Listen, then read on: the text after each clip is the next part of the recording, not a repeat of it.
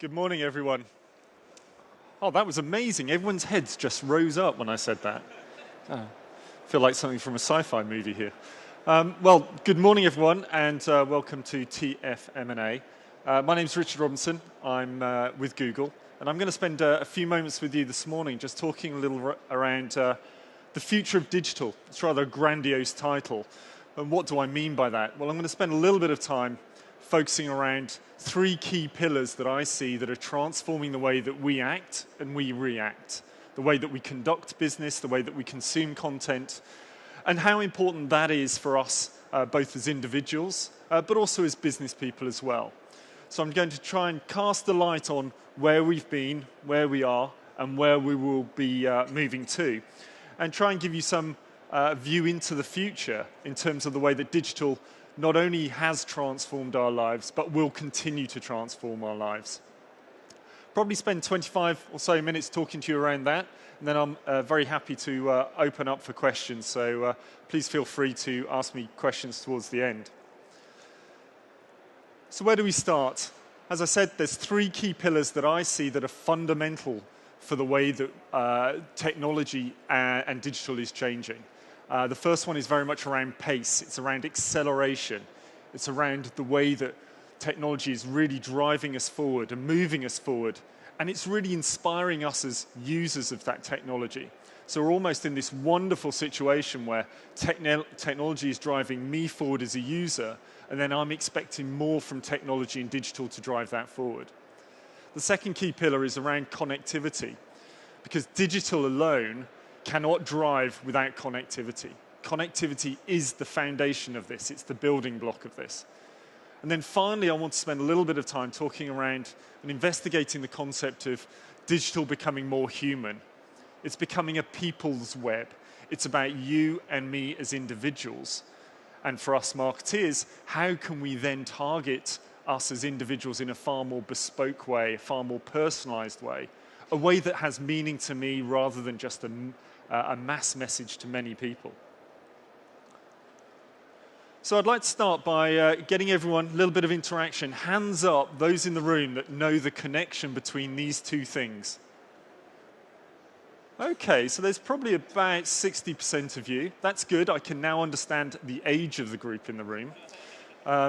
Now, basically, anyone that was born in the 1990s probably has no idea of the connection between a pencil and a cassette. Because the way that technology has moved forward means that this is now obsolete. For those of you who don't know the connection, it's where you get the cassette on which you used to have all of your music recordings, and you wanted to wind it forward or wind it back, then you use a pencil to do that. God, that sounds so old-fashioned. I am so old. This is crazy. But again, let's look at this. So it was only 10 or 15 years ago, maybe a little bit longer, where that was our primary device for listening to and capturing audio. Where have we moved to? Well, we then moved to CDs as being the primary device. Then we moved to MP3 players as being the device, so digital music. And now we're in a stage where that digital music is not even owned by us. We're renting it, we're leasing it, it's based in the cloud. And that transition over those last 2 decades has really made parts of the business completely obsolete. So again, it's just a real example of how speed and pace is changing the way that we act as individuals and the way that we're using technology. So putting a bit of context around it, internet population, so the number of people online around the world today is about 2.4 billion people. If I was stood here only 18 months or so ago, I would have told you it would have been between about 1.8 and 2 billion people. So we're seeing a huge rise in the number of people that are accessing online. This is really democratizing the access to information. It means that we can all find information almost any time and any place. And this really is changing the way that we behave. No longer are we reliant upon old mechanisms of trying to find out information. We're now starting to educate ourselves very quickly and in a very easy way by using digital technology. So as we see that huge transition of people online, and predictions are that it'll be up towards 5 billion people by the end of the decade, is that we're seeing there's a huge amount of information out there and people are looking for that. But what are people doing online? Well, we're increasingly seeing people using online not only as a research part of the phase of educating themselves, finding information, but increasingly part of the e-commerce market. It's about transactions. It's about finding the product or the service they want, when they want it, and buying it now. This is some research that was released at the tail end of last year that highlighted that 60% of all people around the world that have internet access have bought a product online in the last month. A survey of about 30-odd thousand people. So we're seeing a real transition in terms of the way that we're using digital as well. 5 years ago, it was very much information gathering. How can I find this information? Educating myself, entertainment. We're now really driving that forward, and it's becoming at the forefront of the way that we're interacting with brands, with companies, with firms, as well as with each other. So that drive for change is really important, and it's a real speeding up of change. So if we look at timescales around this, so it took something like 78 years for the telephone to reach 150 million people. It took about 38 years for television to reach about 150 million people. It took about 14 years for mobile phones to reach that number. It took about 7 or 8 years for the internet to reach that number. It took about 5 years for Facebook to reach that number. It took 4 years for iPhones to reach that number. And it took less than 12 months for Google Plus to reach that number. So what we're seeing here is a continual acceleration of everything. Technology is really driving that forward and digitalizing all of the information that we're looking for. But as I said, connectivity is key, is at the heart. Without connectivity, we don't have digital. So what I want to do here is just play you a short video audio clip, and I want you to stick your hand up if this means anything to you.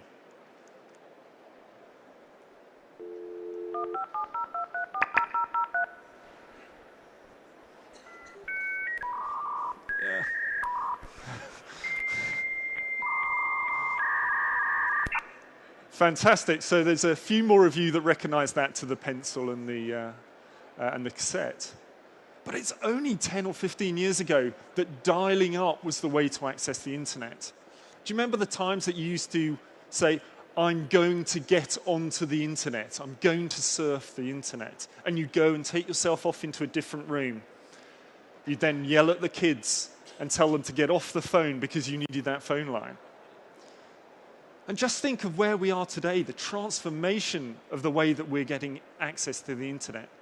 We no longer go somewhere to get online. We are continually online. I'm continually online from my phone. Wherever I go, I take my phone with me. I am online. I have access to the world's information very, very quickly. So there's a complete transformation in the way that we're using digital, the way that we expect to use it.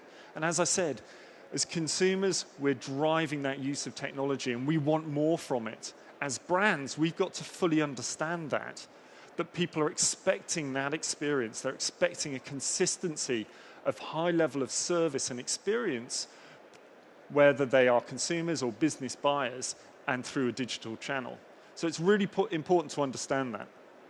So there's 3 pillars that I see that are driving digitalization and innovation around digitalization. The first one is around computing power.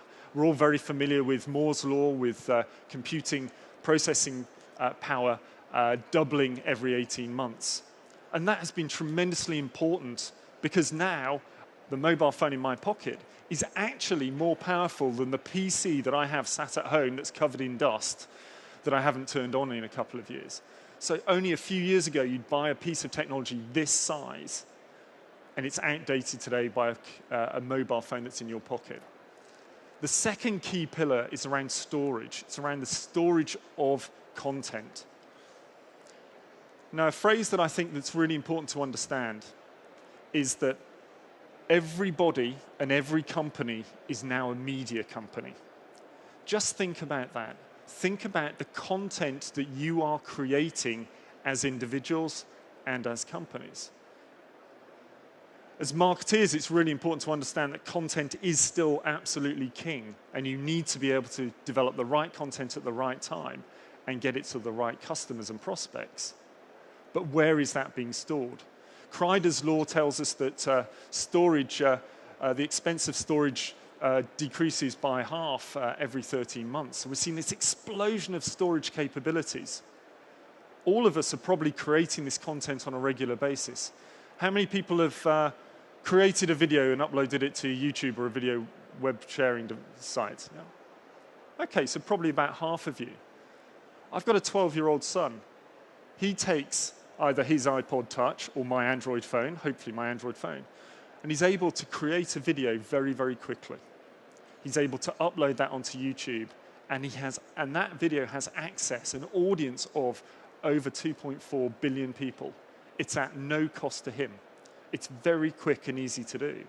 So we're seeing that actually being able to create content and distribute it has really transformed. And what we've seen is that storage has risen and the opportunity has risen because of cloud computing. We all now store our content in the cloud, whether that be our music on your music streaming device, whether it's Spotify or something like that, or whether it's your videos or whether it's your pictures. It's all being held up in the cloud. So we've seen great advances in the computational power. We've seen huge improvements in storage capability. But there's one key thing that has really, really let us down, and that is internet speed. Internet speed is inhibiting the way that we're developing. It's slowing down the opportunity to drive innovation. It's slowing down the way that customers and prospects and consumers are looking to use content and the way that we as marketeers are using content as well. So this is the key part of the jigsaw puzzle that is missing or has been missing. What we see at Google is the next stage will be moving to fiber, and fiber access will really, really drive internet usability forward. What we'll see is speeds of internet access really driving forward. So that dial-up tone was, what, 56 kilobytes per second. We're running a project in Kansas in the US, Kansas City, where we're running fiber across the whole of the city, and we're able to have 1 gigabyte per second internet access speed. That's going to transform the way that we are using the internet and the experiences that we can have from that. But this is all quite big picture stuff. It's around great computational power. It's around storage, lots of it. It's around internet speed. But what does that mean to us in this room? Why is it important to us? Well, it's important to us because we're really demanding customers. So if you have a website and that web page takes over 3 seconds to load, 50% of the people to your website are going to go somewhere else. So just think of that. Think about how you're designing your websites and how it's really important to provide really meaningful, engaging, and immediate services to your customers. Research shows that 79% of people that have bought something from a website and had a bad site experience, so it fell over or it was clunky, that sort of thing, 79% of people have said they won't go back to that website and reuse it. So just think about how your customers are demanding greater levels of service, and you need to be able to provide that as well. And technology is going to drive that forward. And then there's some research by one of the consulting firms where they've actually identified that a 10% increase of penetration of high-speed broadband will lead to a 1% increase in GDP. So there's a huge correlation there in terms of internet access and how people are accessing and the speed they're accessing and the value not only to you as a company but to the community as a whole. So really think about this when you're designing your websites, when you're trying to create content. Think about how accessible it is, where it is, and how quickly you can get it to those individuals. But of course, it's not as easy as it looks, simply being around internet access and around the desktop. There's about 1.1 billion people that have got 3G subscriptions on their mobile devices today. We're seeing this growing at a huge rate, about 37% year on year globally. And so there's another way that people are accessing your content And this will absolutely continue to accelerate as we go forward. I saw a very interesting interview with the UK CEO of Everything Everywhere just recently. Very passionately said about the values of 4G and the movement to 4G. And it's really important to understand that, again, we're expecting high levels of service in high internet speeds to be able to get connectivity to your content, and think about that. And in the UK, by the end of next year, or end of this year, sorry, 75% of the population will have smartphones. Hands up those in the room that have got a smartphone, so an iPhone, an Android phone, that sort of thing. Wow, well, that's significantly more than 75%. That's almost everyone in the room. Okay, it might not be an exact representation of the population, but we're seeing that acceleration in that technology as well. So in 2011, it was about 45% of people, 46% of people had smartphones. Last year, up to 62%. This year, 75%. And this, again, is changing the way that we're acting and reacting. 4G, what we see from 4G is that only 0.9% of the population have 4G access, but it's driving 14% of the data, the mobile data that people are consuming. So again, technology is really enabling that. So really understand how people are accessing your websites. What really shocks me is that despite the fact that almost a third of all website visits across the UK are coming from mobile devices, over 40% of the top 100 advertising companies in the UK don't have a mobile optimized web experience for their customers. And this is only going one way, it's only going to increase. So not only has 75% of the population got smart handheld devices that they're using to access sites, 1 in 5 have got tablet technology as well. The CEO of PC World was saying just after Christmas they were selling 1 tablet every 4 seconds in their stores. So again, think about the way that people are accessing information, and that is absolutely changing the experience that they would have. If you don't have a site that is mobile optimized, that is you're able to look at content. I mean, you know, it's not necessarily a tablet market today, it's pretty much an iPad market. And if you've got Flash-based websites, then obviously automatically you're going to take away all of the experience that those people that are coming to your website from an iPad. So think about responsive design for your websites. Think about the number of people coming to your website by a different device and how that's going to change the way that you need to act and interact. So we hear a lot about multi-devices. We hear, talking about 2 screens, 3 screens, 4 screens.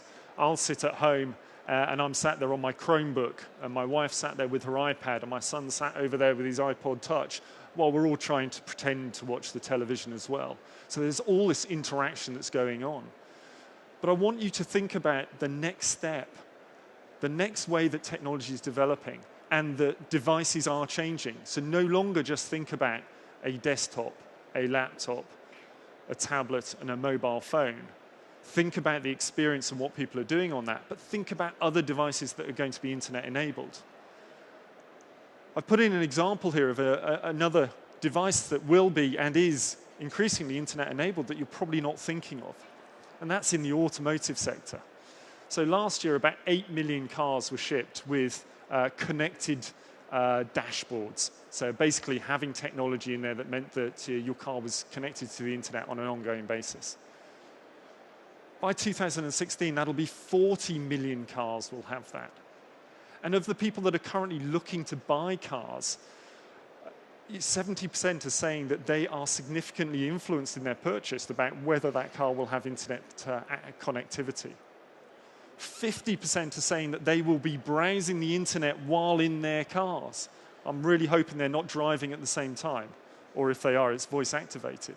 But again, just think about there's different devices that are coming through that are going to impact the way that people are interacting with you and your brands, but also giving you a huge opportunity about how to interact, getting the right messages to them at the right time and the right part of their information or buying process. So connectivity is really important.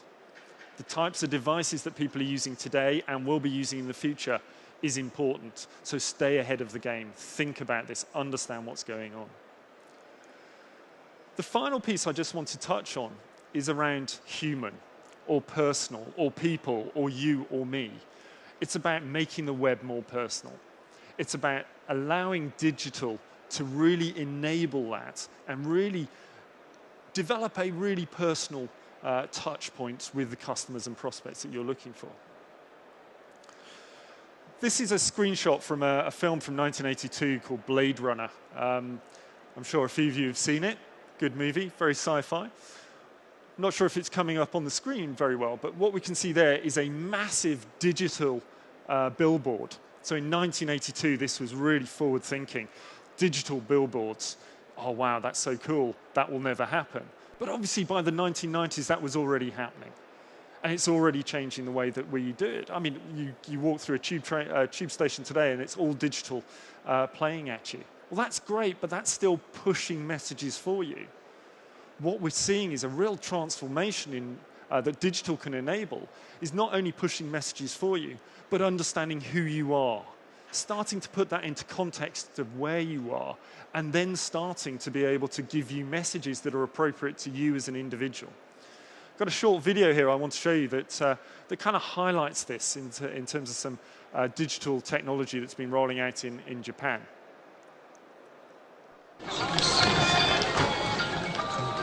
In the world of advertising, you look at the ads, but soon they'll be watching you. It's a future imagined in the 2002 movie Minority Report. Cameras capture and read Tom Cruise's face, then customize ads for his character pop up. John Anderson, you could use a Guinness right about now. That future is now. This billboard sees you, scans your face, then pulls up an ad you'll like. Here's how this works. When you walk into the ad, a camera captures your image. The computer figures out if you're a man or a woman and your age. Meanwhile, an age and gender-specific ad rolls. This shows that I'm in my 30s and I'll like seasonal pasta. The computer then determines how interested you are, how long you stay. That data is then recorded for the company. So I guess that could be kind of scary, that you're walking along and people are tracking who you are and what you do and then feeding that advertising to you. And that might be at one extreme. But even today, we're starting to do that in a digital environment. We're starting to understand who you are, what your preferences are, where you've been, what kind of information you're looking for. And that's really empowering marketing. It's enabling you to be far better targeted. Rather than standing here and me shouting out, this is my brand and come and find me, and only one of you wants to talk to me, it's being able to identify who you are and what you've been doing and what is of particular interest. There's technologies out there such as remarketing technology where you can identify people and clusters of people that have been to certain parts of your website, and then you can remarket to those individuals when they're elsewhere on the internet. Again, really powerful contextual type information. There's other things that, if you're in a more B2B context, then perhaps you're using some form of marketing automation software.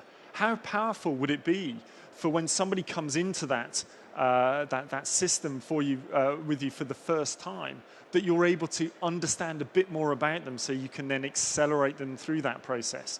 There's data out there that can start to do that. How about when you're nurturing them through that process, you can remarket to them and feed them specific types of information based on their history of interaction with you and your content over time. So again, very bespoke, very personalized, and can really enhance that whole buying process. I very quickly caught a headline from some IAB research yesterday that said that I think the number was well over 50% of people would prefer to receive more personalized advertising. So they want to receive information that is more relevant to them. And there's many ways of doing that. So technology is really moving us to the who, the where, and the what, and really helping us focus and understand the messages that we can get to people. Again, it's looking about that whole mass market, but that mass market of one, and tailoring a message to those individuals. I'll come on to that in a little bit more detail in a moment, but the next thing I just want to briefly mention around the human aspect or the people aspect of the internet is actually having fun with people. It's about engaging them. It's about having the right content to be able to develop the right relationships with people. And we're seeing a big movement over the last 12 or 18 months or so around the concept of gamification, the concept of actually really engaging with people within a business context or a B2C context, whatever else might be, but in a way that those people want to interact with you. So again, moving away from push marketing and more to an engagement process. And it's a little bit like Donkey Kong. I've just realized I've got so many references to the 1980s in this presentation. I'm really giving away my age. But it's a little bit like this, about helping people, engaging with them. It's about letting them win rewards, create some loyalty, create some brand equity with you, and bringing them through that process. And we see lots and lots of companies doing this today. But the people that are doing it really well really understand their audience. They're not just doing it as a gimmick. They're doing it as a way of engaging with them, of bringing them on board, of bringing them through a journey. A couple of examples here. So the way that LinkedIn used this type of thing to incentivize you and encourage you to fill out more of your profile. Or somebody like Nike that are using it as a place where you can put in your times for your runs, and you can actually start to get some conversation going, some competition going as well. So again, understanding their audience and really bringing them through and giving them that insight and that engagement process, which again is really, really important.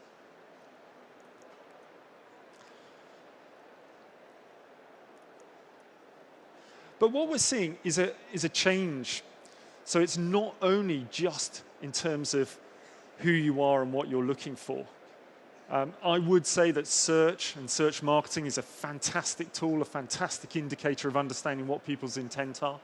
So somebody types in something, they're putting their hand up and saying, I'm interested in this. But the way that we see search and the way that we see the internet is actually transforming. It's taking a giant leap forward. So it's no longer just looking at the words and the query strings that people are typing in. We're starting to wrap that in context. We're starting to use the whole concept of the semantic web and understand, well, what does this really mean for that individual? What have they done before? What are their preferences? Where have they been? And really bringing that together. You will have seen this in our search page results now, where you start to, you can put a search in for an individual, and up on the right-hand side of the results comes up not only the exact result about that person, but contextualizing it. So say you search for Frank Lloyd Wright, would come up with his profile, but then it would also come up with a number of his designs, and then people linked to that, people that have searched for him and searched for other people as well. So we're starting to contextualize that in a search environment. And that's really important to understand, because what we're doing is we're moving towards a more predictive nature of technology, and digital is starting to predict our behavior. This is a screenshot of something called Google Now, and anyone that's got the latest Android version of the phone can have this. And this enables you to get information fed directly to you. So no longer do I have to go and look for information, it is being fed towards me. And it's information that's of contextual, in context, and is of real value to me. So for example, this morning, what did I do? I turned my phone on. I used Google Now to find out what the weather's going to be like in London today. I also found out what the train times were like, what the traffic was like. All of those things are being fed directly to me in the context. It knows who I am, it knows where I am, it knows what my preferences are. And suddenly that information becomes really, really valuable, because it's very, very personalized to me. I could be standing at Clapham Junction train station looking for or waiting for a train, and I can go and it will feed to me the next train that's coming through, going back to my home destination. It's a seismic shift in terms of the way that digital is being more personalized to people.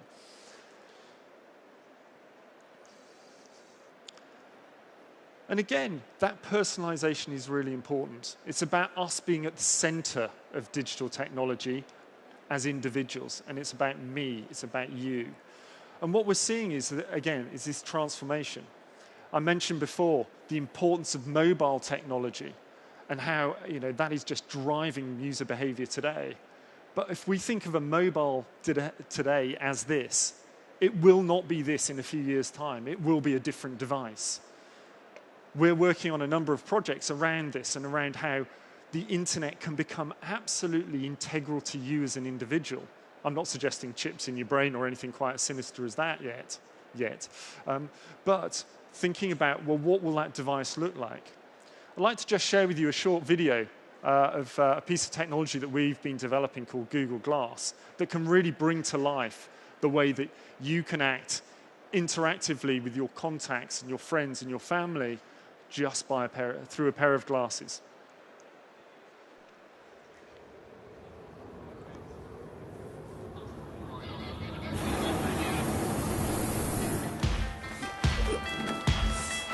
Okay, Glass, record a video. This is it. We're on in 2 minutes. Okay, Glass, hang out with the Flying Club. Google photos of tiger heads. You ready? You ready? Right there. Okay, Glass, take a picture.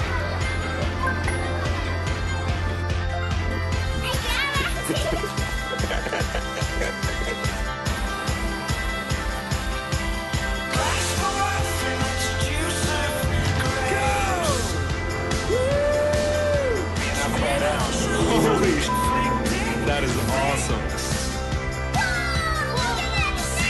Okay, Glass, record a video!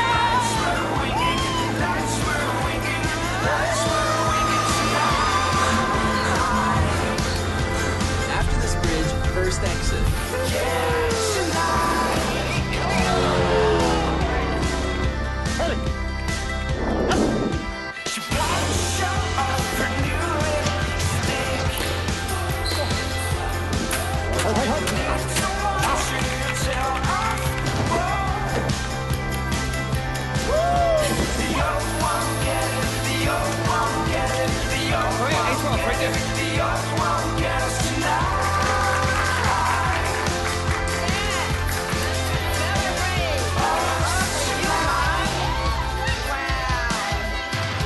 Cool.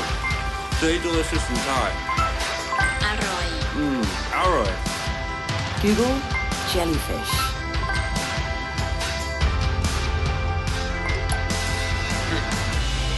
Well, let's see.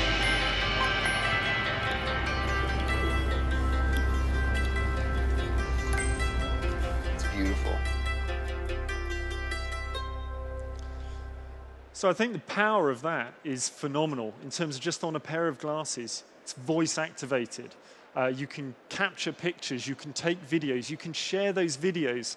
I don't know if you saw in the top right-hand corner, groups of people actually watching you doing those, that skydive or carving or whatever else it is. So doing that via Hangout technology as well. You can suddenly share everything that you do with your community, with the people that you want to share that with. And this is incredibly powerful. It's absolutely going to dramatically change the way that we use digital technology as individuals, and therefore how we can use it as marketeers as well. So what we're seeing here is a tie-up together of geospatial technology, of voice-activated technology, of being able to share that with whomever, wherever. And it's a really powerful shift in the way that digital is going to change the way that we act and react as individuals. So just to summarize, what are the key things that we see happening and that I very much think are really important? It's one around pace. I've demonstrated the speed of pace and the acceleration of change. But that is going to continue. In fact, it's going to continue to accelerate as well. So really understand when you're looking to plan marketing, when you're looking to build your business, think about not only what people are doing today, but what they're going to be doing tomorrow. Understand how those changes are going to really impact your business. Connectivity will get faster. In the UK today, we're averaging, 9 megabytes per second download speeds, although where I live, it's even slower than that. Imagine those speeds that I mentioned in Kansas City, where it's at 1 gigabyte. Hugely, hugely accelerated connectivity, and connectivity from multiple devices as well. And then the final thing is around it being human. It's about us as individuals, and this will increasingly be important. Being able to target people with the right message at the right time, but in context, in the context of what they want, what they are doing, when they are doing it, and being able to share those experiences as well.